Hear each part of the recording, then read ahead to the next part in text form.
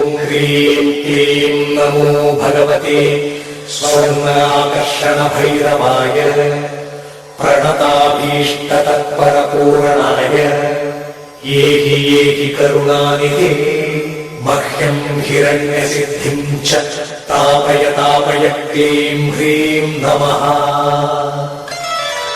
ॐ ह्रीं क्लीं नमो भगवते स्वर्णाकर्षणभैरवाय प्रणताभीष्टतत्परपूरणाय येहि करुणानिधे मह्यं हिरण्यसिद्धिं च तापय क्लीं ह्रीं नमः।